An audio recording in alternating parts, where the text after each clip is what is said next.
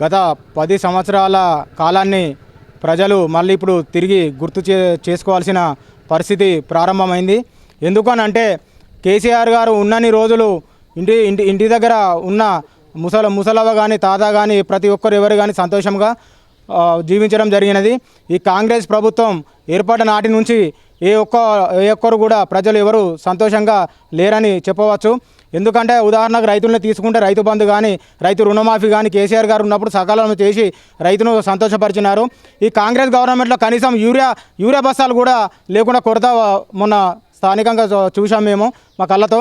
ఎందుకంటే చెప్పులు లైన్లో పెట్టుకొని నిలబడి వాటర్ లేక దాహానికి నిలబడి పడిపోయిన ప్రజలను కూడా మనం చూసి ఉంటుంటాం టీవీలలో. అట్లాంటి పరిస్థితి తెచ్చిన కాంగ్రెస్ ప్రభుత్వం ఘనత ఇది. ఇప్పుడు ఐకేపీ సెంటర్ కూడా స్టార్ట్ అయ్యి ఒకరోజు అవుతుంది. క్వింటాల్కు 5 కిలోల తరుగు తీస్తూ మళ్ళీ ఒక లోడుకి 2 బస్తాలు ఉంటేనే కొంతమంది మిల్లర్లు వడ్ల ట్రాక్టర్లు లోడ్ను ఆపడం జరిగినది. మరియు 6 గ్యారంటీలు అని చెప్పి ఒక్క గ్యారంటీ కూడా పూర్తిగా అమలు చేయని ప్రభుత్వం కూడా ఈ కాంగ్రెస్ ప్రభుత్వమే. గత ఎమ్మెల్యే గారు ఉన్నప్పుడు మాకు విలేజ్లలో శ్మశాన వాటికలు కానివ్వండి, అంగన్వాడీలు కానివ్వండి, కమిటీ హాల్ కానివ్వండి, సీసీ రోడ్లు కానివ్వండి అన్నీ కూడా 100% పూర్తి చేయడం జరిగినది. ఈ ప్రభుత్వం ఎమ్మెల్యే గారు వచ్చిన తర్వాత ఏ ఒక్క పని కూడా శంకుస్థాపన కానీ భూమి పూజలు కానీ చేసిన పాపన పోలేదు. మళ్ళీ స్థానికంగా మాకు అప్పుడు జీవి రామకృష్ణారావు కానీ జడ్పీటీసీ శేఖరన్న గారు కానీ స్థానికంగా ప్రజలకు అందుబాటులో ఉండి మా ఎమ్మెల్యే గారు లేకున్నా కూడా వారు అనునిత్యం ప్రజల్లో ఉండి ఎవరికి ఏ ఆపద వచ్చినా కూడా అన్ని సకాలంలో వారికి అరుచుకోవడం జరిగినది. ఈ ప్రభుత్వం మాత్రం పూర్తిగా విఫలమైందని చెప్పవచ్చు. కేసీఆర్ ప్రభుత్వం అంటే హైలైట్ ఉంది. ఈ ప్రభుత్వం వచ్చింది అంత దొంగ ప్రభుత్వం, దొంగల రాజ్యం అట్లా అయిపోయింది. కేసీఆర్ ప్రభుత్వమే మంచిగా ఉన్నది. ఇప్పుడు ఈ ప్రభుత్వం అంటే ఏంటంటే ఎవరి కడుపు నిండి వాళ్ళే రైతులు. ఇక పండేటోళ్ళకి పడ్డాయి అంతే. ఇక పడ్డోళ్ళు జేబులో పెట్టుకున్న పడినోళ్ళు నోరు తెరిచారు. ఇక నష్టం అంటే ఇక నీకు ఇక ఇప్పుడు నిన్న కథ పండ ఇక అంతే సార్. ఇక చెప్పాలి ఇక అందరికి తెలుసు, జనాలకు సుత తెలుసు. మనం అనే వరకు ఈ లెవెల్ మాట్లాడారు ఆ లెవెల్ మాట్లాడారు అన్న కిందికి వస్తుంది. ప్రభుత్వం మంచిగా సార్. ఈ ప్రభుత్వంలో అంతవరకు 3-4 రోజులు కాంట్రవర్సీ స్టార్ట్ అయినాయి. ఒకటి పొట్టిగా అంటారు, ఒకటి సిట్ అంటారు. అవి పోతే 2 క్వింటాలు కట్ అవుతాయి అంటారు.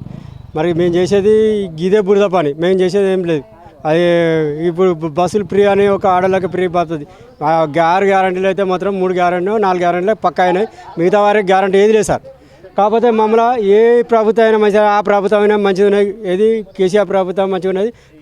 అందులో ఉన్నాడు, టైంకి వచ్చిండు. బండ్లు కూడా అన్లోడ్ అయినాయి. వచ్చిన ఐకేబులు కూడా కట్టకట్టకట్టకడిపోయినాయి. కానీ గింత ప్రభుత్వం అయితే ఇది మహాదాద్రం ఎక్కడ ఇది చూడేసులు సార్. అంతే ఇది తప్ప ఇంకా ఎలాంటి సంబంధం లేదు. మేము పండుడా ఇన్నవాడుడా అసలు పోయి రోడ్డునే ధారణ చేసినా అంతే. తీసుకుపోయి రోడ్డునే పోసినాయి మొత్తం ఆడికి కట్ట. ఇది బర్రాన్సరి కట్ట అవుతుంది. చెరువులో నీళ్ళు ఆగబట్టే ఈ వెంకటేశ్వర గుడి కూడా తారాలు చేసి పోవాలి సార్. రైతు బంధు అందరూ పడ్డాయి. పడనోళ్ళు పడ్డాయి. అవి కూడా దాని వాళ్ళు మాకు చదువు రాదు, సత్రం రాదు. పడ్డా తెచ్చుకుంటే పోయి చూసి సత్రం మంది తప్ప ఎలాంటి సంబంధం లేదు మాకు. పైసలు పడ్డాయని చదివేది. ఆ ప్రభుత్వం అయినా టకటక పొలాలు కోసినప్పుడు 4 కోసినప్పుడు టకటక పైసలు పడ్డాయి. ఎవరిని కావాలనే ఇలా మిగతా పైసలు వచ్చి చూసుకుంటూ మా తప్ప ఎవరు రూపాయి రాదు, చేయలేం మేము. గతే రాత్రి 12 గంటలకు పోయి రాత్రి మిషన్ రాకపోతే మిషన్ కాడికి పోతే రాత్రి చేతి లైట్ పెట్టుకొని నా టార్చర్ పెట్టుకొని నేను కోశాలు వేసుకున్నాను. నేను రాత్రి ఎవరు చెప్పాడు? ఏ ప్రభుత్వానికి చెప్పాడు సార్? మా బాధలకి ఎవరికి చెప్పాడు చెప్పు? కొద్దిగా మాకు తినేదా రాత్రికి మా చేస్తే అమలు పని చేస్తే పని. ₹1 కూడా మాకు లేదు. తీసుకొచ్చిన 5 బస్తాలు అంటే వాళ్ళకి 3-4 బస్తాలు కటింగ్ అయినాక మేడ ఎట్లా బతుకుడు? కొద్దిగా కనీసానికి ఏ ప్రభుత్వం అయినా ఏ అన్నది ఏ దాత అయినా కొద్దిగా అంచి మాకు ఇంత సాయం చేస్తే మేము అందరికి మీకు ప్రభుత్వం ఉంటుంది. ఈ రుణం మాఫీ అనేది ముచ్చట అది 50,000 మాఫీ అయినాయి ఒక్కొక్కరికి. ఉన్న వాళ్ళకి మాఫీ అయినాయి, కాని వాళ్ళకి 2 లక్షలు మాత్రం కాలే అంతే సార్. అది జరిగిన విషయం. ఏ ప్రభుత్వం అయినా కానీ అది ఖచ్చితంగా ఏ దాత కూడా అయినా వచ్చి చెల్లి సాయం చేసి మాకు ఈ గడ్డకి పోయి వర్షం పడ్డా అనుకో అప్పుడు ఎవరి బాధ్యత? రైతులకు ఎన్ని పడదలను తీసుకొచ్చి కాపాడు. ఒకళ్ళు పోతే ఒక ఆడకైతే 400 కైకిలు ఇవ్వాలి. పొద్దున్న దాకా వచ్చే గట్టి అయితే ఎండ కొడుతుంది. ఓన్లీ మోసపోయి చెట్టు కింద పడ్డాక దవాఖానలో పడ్డ పడతారు. 1,000 లక్షలు అవుతాయి. అవి ఓలిస్తారు. ఏ ప్రభుత్వం అవుతుంది?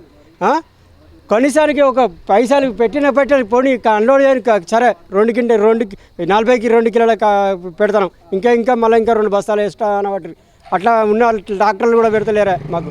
మరి లారీలు వచ్చి తెప్పిస్తారా? తెప్పించి పెట్రోల్ లారీలు అయితే లారీలే.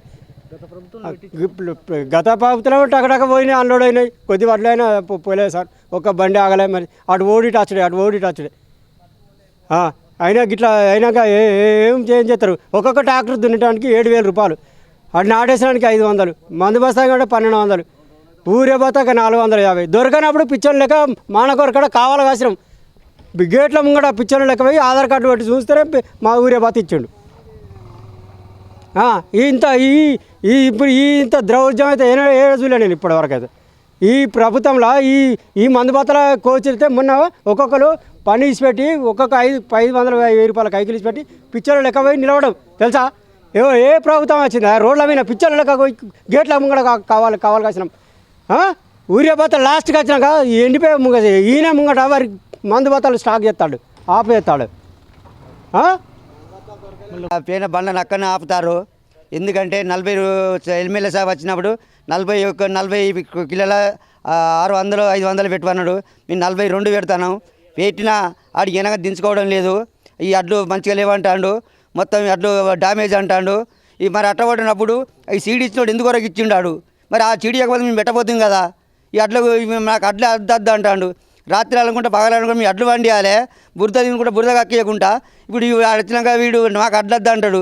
ఎమ్మెల్యే సాబ్ మొన్న వచ్చి చూసి అడ్డు వేయండు, మళ్ళీ అడ్డు మమ్మల్ని పట్టించుకుంటే దాతలేడు. ఇట్లా అయినాక మేము ఏం చేస్తుడు? ఇక మాకు ఆ ట్రాక్టర్ దున్నాడో ఎకరాలు 700 అంటాడు, ఆడి వచ్చినట్టు 450 అంటది. ఇవన్నీ చేసాం. మందు బత్త కాడిపోతే వాడు 1300-1400 వాడానే, మందులు కొట్టలేక సాగపడుతుంది.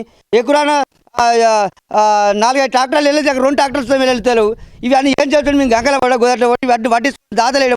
గత ప్రభుత్వం ఉన్నప్పుడు మంచిగా ఉండే, అప్పుడు ఆ ప్రభుత్వం ఉన్నప్పుడు ఏదంటే అది వాడు చెప్పినట్టు చేసి దీన్ని పట్టించుకుని దాతలేడు. ఇప్పుడు కొత్త ప్రభుత్వం వచ్చిన కాడికి వెళ్ళి మమ్మల్ని ఏం చేస్తుడు? ఏం కథ అయిందానికి మాకు ఇంత మంది కట్టదా చచ్చుడు తప్ప మాకు మార్గమే లేదు మాకు. ఇక అవునా, రైతే రాజు అంటాడు. రైతు రాజు ఎక్కడిది, కథ ఎక్కడదా మాకు బూతే. మరి ఎందుకు మరి ఏముంటుంది? అట్లా రోగం ఉంటుంది, అట్లా ఏమైనా మంచి అట్టునేవి ఇవి గంగలో వచ్చినా కుదరట్లో పట్టి అటు కటింగ్ కాకుండా దించే దొర కావాలి మాకు ఇవ్వాలి. కానీ ఎందుకు ఎవరైనా దిగుతాయి పోరా అంటే మా ఇక్కడ రాత్రి పగలు